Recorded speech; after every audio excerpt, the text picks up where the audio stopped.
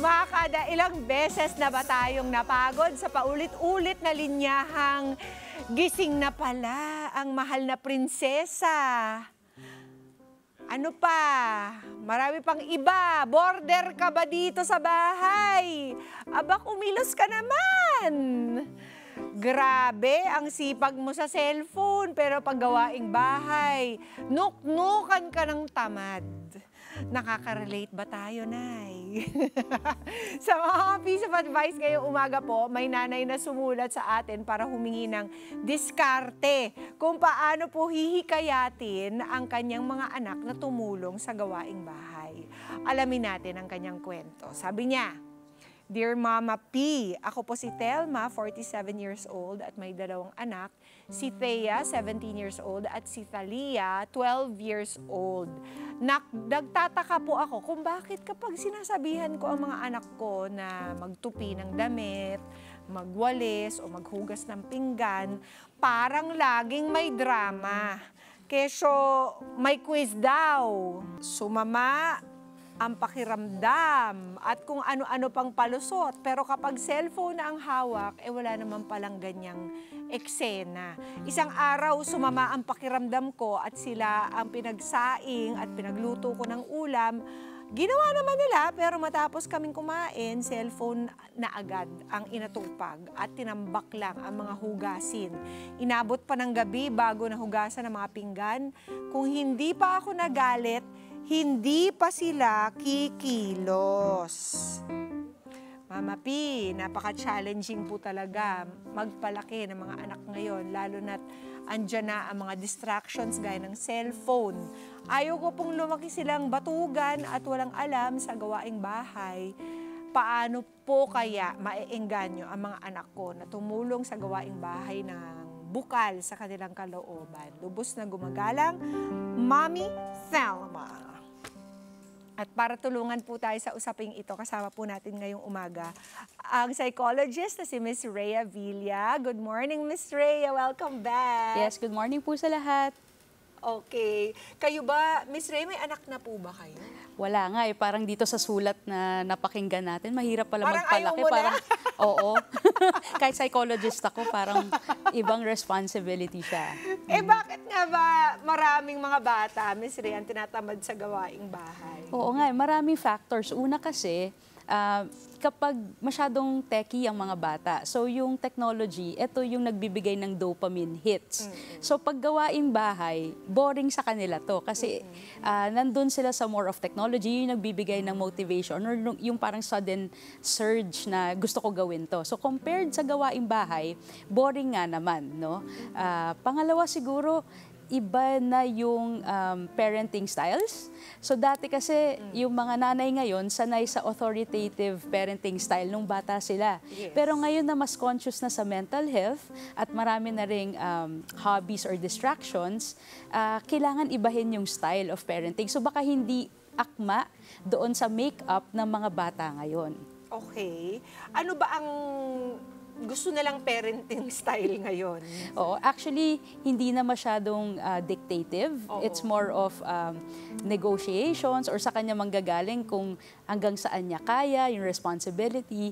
So, hindi na siya masyadong effective sa medyo passive na approach wherein oo lang yung mga bata ngayon. Marunong ngayon mag-reason out yung mga bata eh. So, we have to show them yung value kung bakit value. kailangan. Kailangan, dapat ma-explain, no? So sa pagde-delegate, ano po ang tamang paraan kaya ng pagde-delegate ng household chores?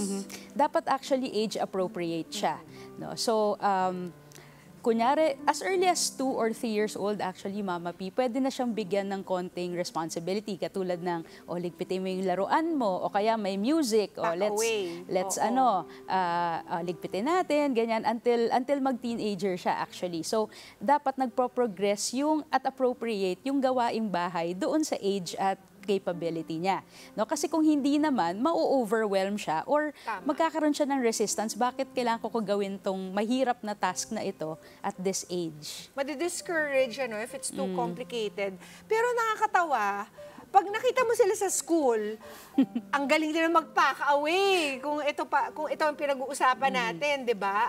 Alam nila that everything has its right place, 'di ba? Pero pagdating sa bahay, hindi ganoon.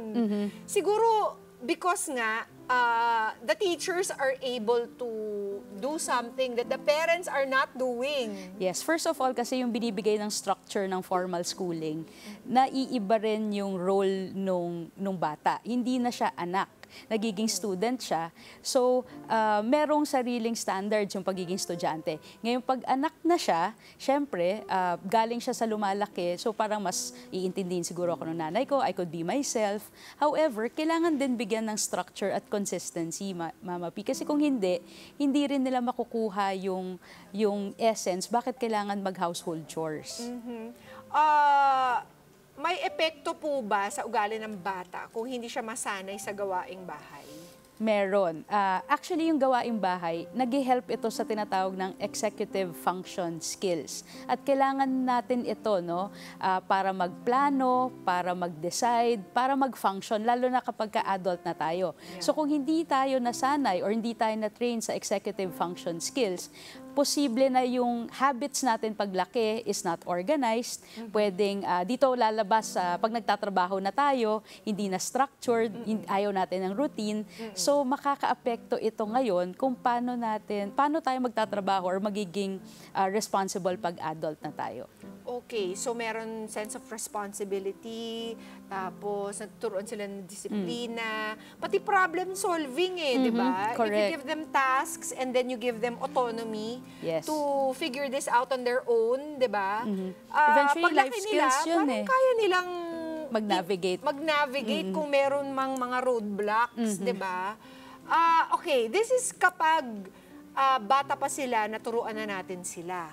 Pero paano kung katulad ng mga anak ni Mami Telma, 17 years old ang kanyang isang anak at ang kanyang isang anak 12 years old nga ba? Oo, Yes, 12 12 and 17. Ito, tawagin din natin to si Arwen kasi si Arwen, bagamat hindi na yan teenager, mukhang teenager naman.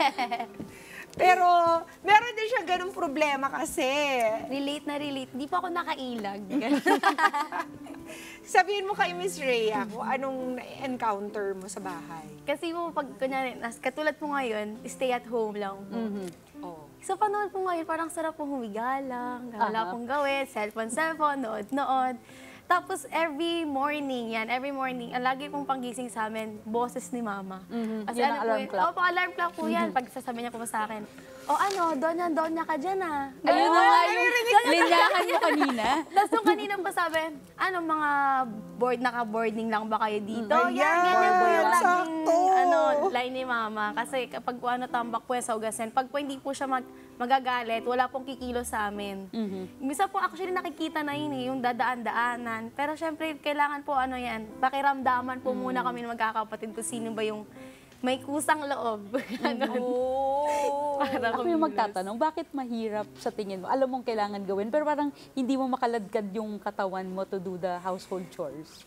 Parang, Hindi naman masyadong mahirap. Ano ba yung hindi mga masyadong mahirap. chores na pinapagawa sa'yo?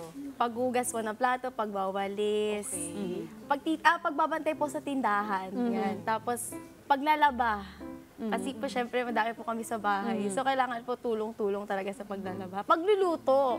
Yan, pagluluto din po kasi as responsibility po ng ate. Yes. Ikaw yung eldest. Opo. Ayun. Tapos tamad pa po ako, di ba? Nagiging honest na po talaga ako. Kasi baka pag napanood ni Mama to, sabihin niya, bakit nagiging sipag-sipagan ako dito eh. Ayun na. Iba yung role. Oo. Opo. Yung feeling ko po, may connect nga po siya sa gadget. Kasi mas na-attach po ako Mas sa... exciting. May Opo hit, eh, no? mas exciting. Tapos kapag po yung speaking of sa may sakit, kapag inutusan, kailangan daw po, pag nagkasakit ka, bumangon ka para lumakas ka. Tapos sasabihin ko po, gusto ko lang nga magpahinga eh. Gano'n, kasi nanginig katawan ko, pero nagpo-phone po ako.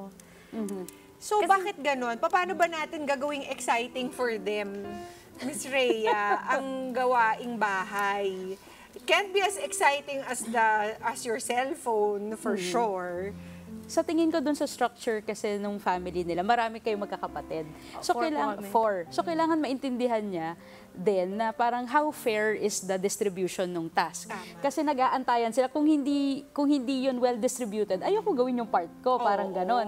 So siguro Parang structure it has and to do with rules. fairness, Correct. no? Minsan before we do a certain behavior, kailangan matanggap mo muna yung reasons why. So kung hindi acceptable sa kanya yung scenario, meron talagang resistance kasi hindi mo maintindihan, bakit ko ba ginagawa to? Opo. Oo, tama ba? Opo, tsaka may ginawa po pala kami kasi nagagalit na nga rin po si Papa kasi puro po kami bangayan sa bahay, away-away sa gawain. Dahil lang po sa gawain na nagabangayan po kami. Nagtuturoan na, no? Oo, tuturuan po Oo. kami. Ginawa niya po, by sunod-sunod. Kunyari po, kakain kami ng umaga. Naka-duty ako ngayon. Ganun po. Ako maghuhugas po ngayon. Dapat po matandaan nila yun. Kasi minsan May po, rotation tinitake kayo? advantage po nila. Yun yung makakalimutan ko po. Kunyari, sabihin nila, o ikaw na maghuhugas kahit di ko pa naman turn. Ganun po.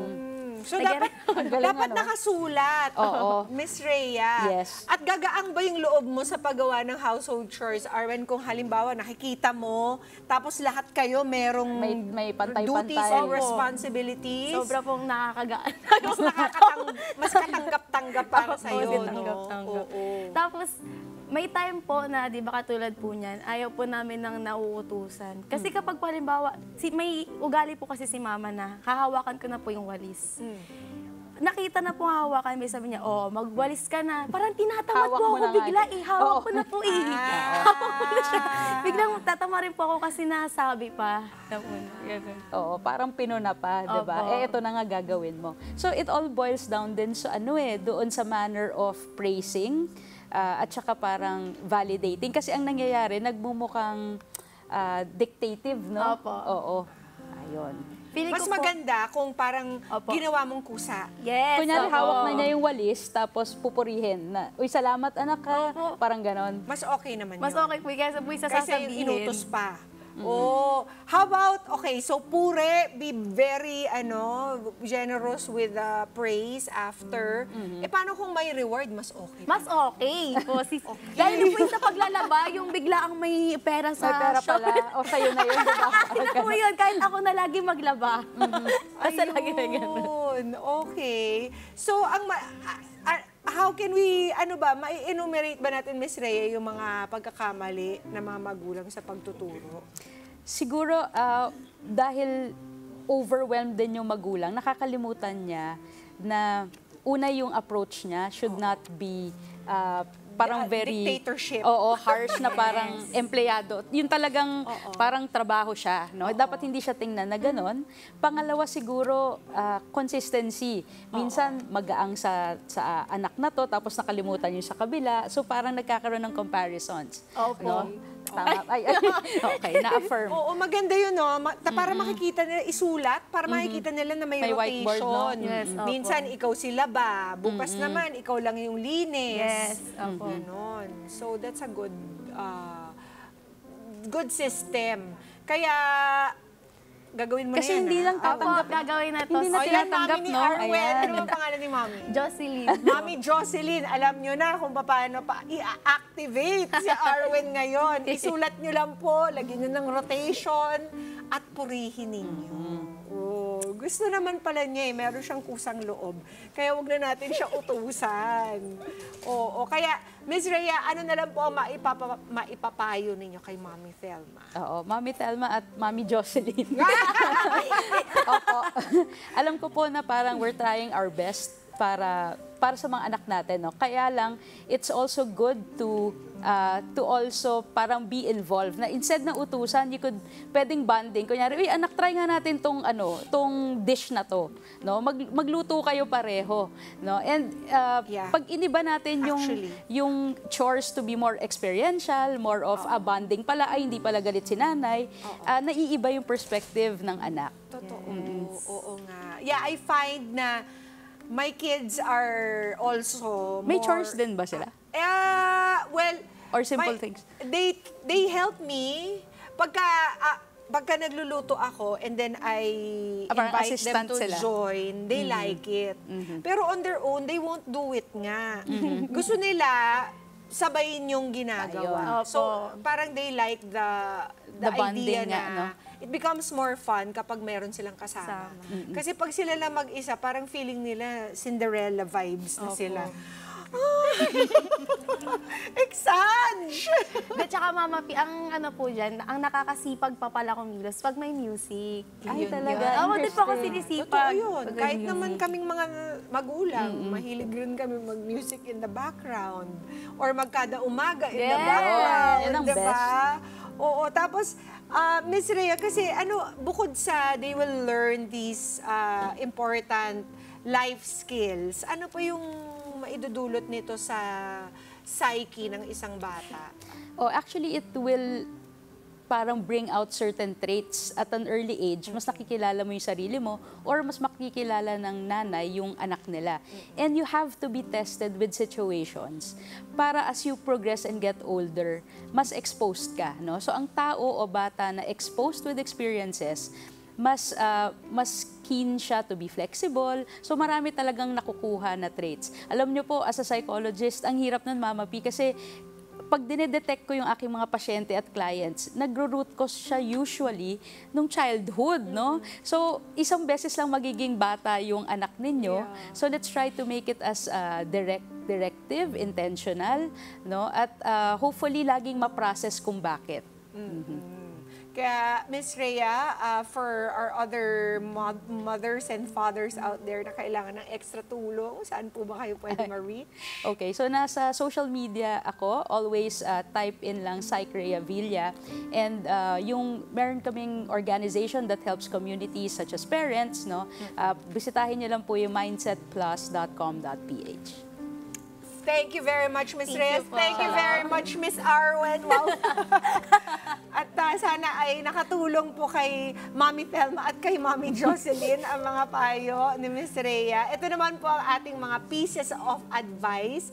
Ang first piece of advice po natin, pahalagahan ang partisipasyon. Hikayatin po ang anak sa pamamagitan ng positive motivation imbis na sa pilitan, ipaliwanag po ang kahalagahan ng bawat gawain, bigyan po sila ng role sa bahay para maramdaman nilang mahalaga sila. Ang second piece of advice po natin, patience. Patient training po ang kailangan. Huwag pong asahang perfect agad ang pagwawalis o pagtupi nila ng damit. As a matter of fact, lalong humahaba, lalong tumatagal ang trabaho pag sila ay kasama. Kaya konting tiyaga, gabay at papuri kung may progress, malaking tulong para ma-inspire sila. And our third piece of advice, palaging may routine. Gumawa po ng chore schedule na swak sa oras at kakayanan nila. Halimbawa, every Saturday morning, general cleaning. Pag naging consistent, lalaki silang responsible at may disiplina. Ang gawaing bahay po ay hindi lang trabaho ng isang ina, kundi pagkakataon para ituro sa mga anak ang responsibilidad, teamwork, at pagmamalasakit. Sa tulong ng malinaw na communication at positive approach, matututo silang gumalaw, hindi dahil pinag-uutusan sila, kundi dahil alam nilang kasama sila sa bumubuo ng masayang tahanan. Let's get together, Sunday 25. Sunday 25.